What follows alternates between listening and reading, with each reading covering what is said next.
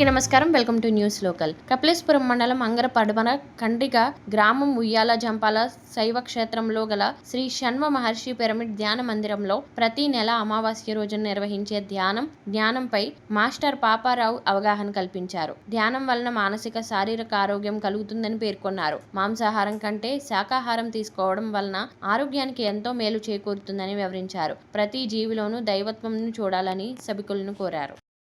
ఈ తల్లి మా గర్వం చూడండి, ఎందుకంటే వాళ్ళలో ఏదో తెలియని తేజస్సు ఉండదు. అర్థమైందండి. భక్తి అయినా సరే, ఏదైనా సరే, పారాయణ చేసే వాళ్ళైనా సరే, జ్ఞానం చెప్పే వాళ్ళైనా సరే, ధ్యానం చేసే వాళ్ళైనా సరే, వాళ్ళలో తెలియని మకార బిందం తేజస్సుగా ఉంటుంది. అర్థమైందండి. ఎప్పుడైతే జ్ఞానాన్ని ప్రసాదించు అని శివుడు అక్కడికి వెళ్ళి ఆ భిక్ష పాత్ర పెట్టి ఆ భిక్ష పాత్రకు అడుగుకుంటారు. అప్పుడు జ్ఞానాన్ని అందిస్తుంది అనమాట. అది అర్థం, దాని అర్థం పరమార్థం. అర్థమైందండి. అందుకనే మనం ఏం చేయాలంటే ప్రతి ఒక్క నువ్వు ఎక్కడ నిల్చున్నావు అని చెప్పాడు. నువ్వు నిల్చున్నావు అంటే నేను తమ దగ్గర నిల్చుని అడిగాను, నిలబడదు కదా అని అడిగానంటే అలా కుదరదు. నువ్వు జ్ఞానాన్ని ఎవరినైతే అడుగుతున్నావో త్రికరణ శుద్ధితోటి మనస్ఫూర్తిగా తన పాదాల మీద పడి అడగాలి జ్ఞానాన్ని. ఈ లోకానికి ఉపయోగపడే ఆ వాక్యాలు ఉన్నాయి, అది ఆయన్ని అడుగు అని చెప్తాడు. అడిగని చెప్పాక వెళ్తారనమాట. ఏం లేక అప్పుడు చెప్తారనమాట, ఏంటి నాయన ఈ లోకానికి నువ్వేదో అందించాలనుకుంటున్నావంట, అది నాకు చెప్పు అంటాడు. ఏమీ లేదు, నువ్వు ఏదైనా నువ్వు చెయ్యాలనుకున్న ముఖ్యమైన పని వాయిదాలు మాత్రము వెయ్యకు అని చెప్తాడు. అర్థమైందండి. వెయ్యకు వాయిదాలు అంటాడు.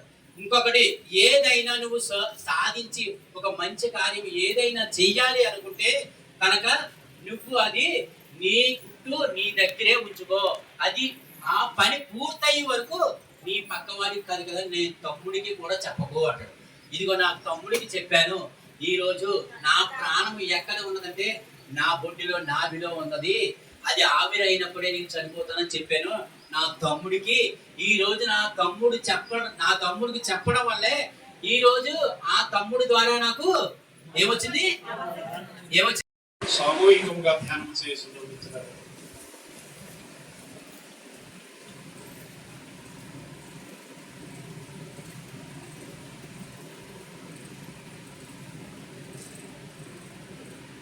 ఆఖరి 5 సెకండ్లు. 5 4 3 2 1 0.